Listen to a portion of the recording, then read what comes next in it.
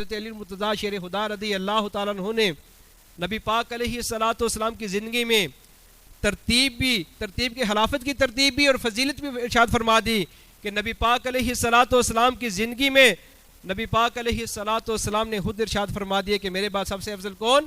سیدنا صدیق اکبر رضی اللہ تعالیٰ عنہ، تاجدار صداقت، تاجدار صداقت، تاجدار صداقت۔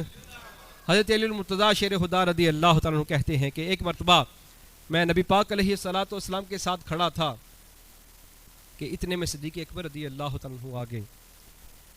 جب صدیق اکبر رضی اللہ تعالیٰ عنہ آئے تو پہلے نبی پاک علیہ الصلوۃ والسلام نے ان کے ساتھ ہاتھ ملایا، پھر فوراً نبی پاک علیہ الصلوۃ والسلام نے صدیق اکبر رضی اللہ تعالیٰ عنہ کو سینے سے لگا لیا۔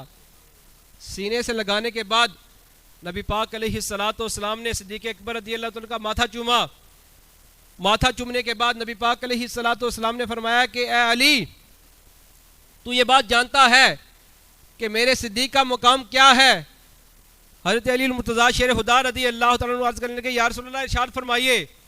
نبی پاک علیہ الصلوۃ والسلام نے ارشاد فرمایا کہ اے علی، یہ بات یاد رکھنا کہ جو میرا مقام میرے رب کی بارگاہ میں ہے وہ صدیق اکبر کا مقام میری بارگاہ میں ہے۔